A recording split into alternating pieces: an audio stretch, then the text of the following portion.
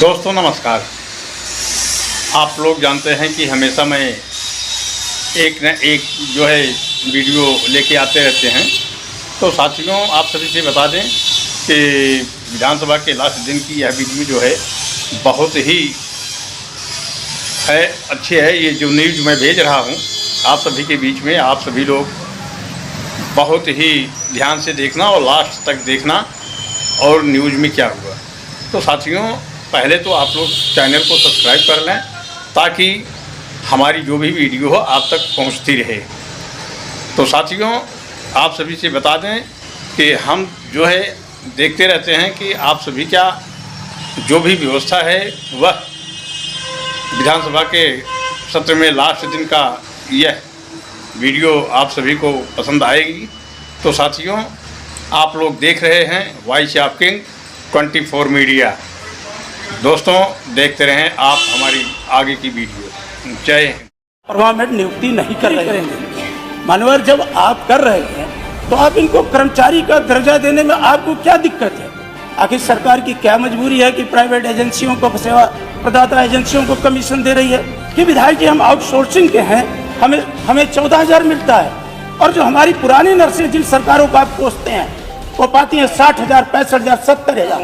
कि जब आप सरकारी खजाने से इनको देते हैं पैसा एजेंसियों को, सेवा प्रदाता एजेंसियों को, तो आप इनको सरकारी संविदा क्यों नहीं कर देते हैं? क्या सरकार इनको संविदा के आधार पर नियुक्त करके अस्थायी करने पर विचार करेगी? मंत्री जी, सारे पिछड़ों का हक जवाब दीजिए, जो पूछा उसका जवाब दीजिए। कहीं का नहीं छोड़ा आप लोग। अरे हमसे बात करिए माननीय मंत्री जी। नहीं छोड़ा। अरे मंत्री जी मैं इधर बैठा हूँ, उधर नहीं हूँ। हाँ इधर। माननीय अध्यक्ष जी बात बीच में काट रहे हैं, जानकारी है नहीं, जानकारी नहीं है, बात बीच में काट रहे हैं। पूरी बात कम से कम कर लेने दे, उसके बाद काटिए। यस माननीय संग्राम जी।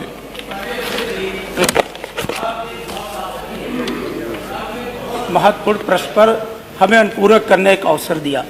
मानवर, जब से उत्तर प्रदेश के अंदर भारतीय जनता पार्टी की सरकार आई है लगातार आउटसोर्सिंग को बढ़ावा देने का काम कर रही है। मानवर, लगभग 7-8 वर्षों में हमने कई बार प्रश्न लगाया था और माननीय संसदीय कार्य मंत्री जी ने समय समय पर उसका उत्तर भी दिया था। मानवर, हम यही तो कहना चाहते हैं कि आखिर जब सारे विभाग उत्तर प्रदेश में काम कर रहे हैं और बहुत से ऐसे आयोग बने हुए हैं, तो ना जाने नित्य नए नए आयोग बना करके सरकार बेरोजगारों को ठगने का काम करती है। मानवर, जहाँ तक आउटसोर्सिंग है, बाबा साहब ने जब संविधान सभा में कहा था कि भारत के अंदर एक बेहतर संविधान है, लेकिन ये सरकार की नीयत पर निर्भर करता है। यदि सरकार की नीयत अच्छी है तो अगर संविधान में कुछ प्रावधान नहीं प्रभावी होंगे तो भी सरकार की नीयत अच्छी होगी तो सरकार बेहतर काम करेगी। मानवर, यही तो हम सरकार से जानना चाहते हैं, आखिर आपके सामने वो कौन सी परिस्थितियां हैं जिसके कारण आप परमानेंट नियुक्ति नहीं कर रहे हैं? आपके पास आयोग हैं, बेसिक शिक्षा आयोग, माध्यमिक शिक्षा, उच्च शिक्षा आयोग, लोक सेवा आयोग, अधीनस्थ सेवा आयोग। तो हमने कहा था कि आउटसोर्सिंग, हमें खुशी है कि हमारी बातों को सरकार ने कुछ बातों को संज्ञान में लिया है। कल माननीय मुख्यमंत्री जी ने बजट के बाद जो प्रेस कॉन्फ्रेंस किया था तो उन्होंने कहा था कि नहीं, हम आउटसोर्सिंग के लोगों को 16,000 से लेकर 20,000 तक वेतन देने का, और उन्होंने कहा एक कॉर्पोरेशन भी बनाएंगे। तो मनोहर, आप कॉर्पोरेशन क्यों बना रहे हैं? यही तो हमारी शिकायत है। इस समय उत्तर प्रदेश में 9 लाख से ज्यादा आउटसोर्सिंग कर्मचारी हैं। ये नगर विकास मंत्री जी, ऊर्जा मंत्री जी बैठे हैं। इतने योग्य विद्वान आदमी के रहते मान्यवर सबसे ज्यादा 96,486 तो आपके ऊर्जा विभाग में आउटसोर्सिंग है। नगर विकास में मान्यवर 1,70,143 ये आपके नगर विकास में है। तो क्या आप इसमें हमारे पिछड़े और दलितों को आरक्षण देने की आपकी व्यवस्था है? आपने जब प्रश्न आपसे हम खड़ा करते हैं, आप एक नई व्यवस्था लेकर के आते हैं। हमने पूछा था आप इनको कर्मचारी नहीं मान रहे हैं, तो आज मुख्यमंत्री जी ने कल स्वीकार किया कि अब हम मुख्यमंत्री जन आरोग्य के माध्यम से 5 लाख तक हम इनको इलाज फ्री करेंगे।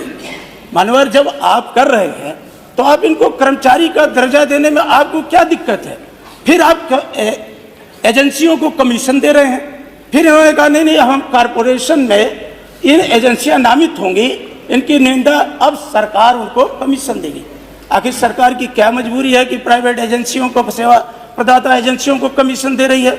और एक समान काम के लिए समान वेतनमान, हम जब जाते हैं आपके मेडिकल कॉलेज में, चाहे लोहिया संस्थान में जाएं या आजमगढ़ के अंदर सदर अस्पताल में जाएं, अभी कुछ दिन पहले मानवर में गया था, हमारी नर्स बहनें खड़ी हो जाती हैं कि विधायक जी हम आउटसोर्सिंग के हैं, हमें 14,000 मिलता है, और जो हमारी पुरानी नर्सें जिन सरकारों को आप कोसते हैं वो पाती हैं 60,000, 65,000, 70,000। आप इतना बड़ा भेदभाव लाते हैं। और हमारे आरक्षण, क्या आप आउटसोर्सिंग आरक्षण देने पर विचार करेगी सरकार?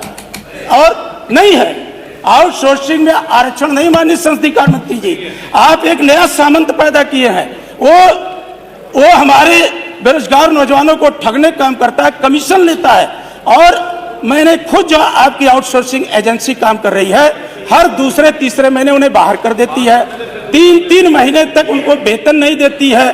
तो आप लगातार उत्तर प्रदेश के बेरोजगार नौजवान नवयुवतियों के साथ आपका दोहरा व्यवहार है।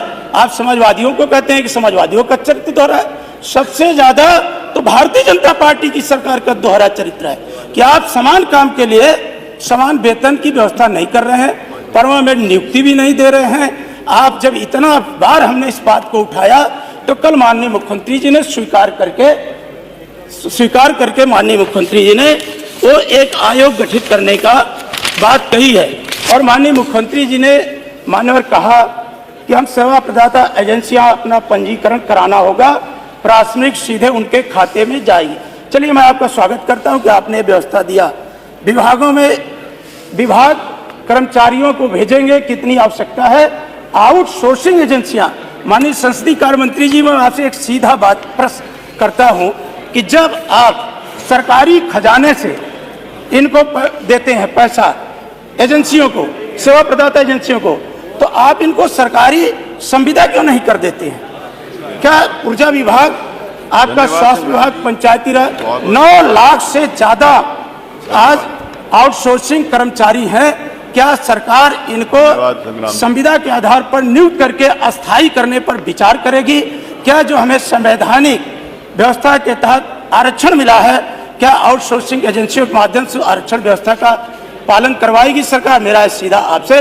और समान काम के लिए क्या समान वेतन देने पर सरकार विचार करेगी?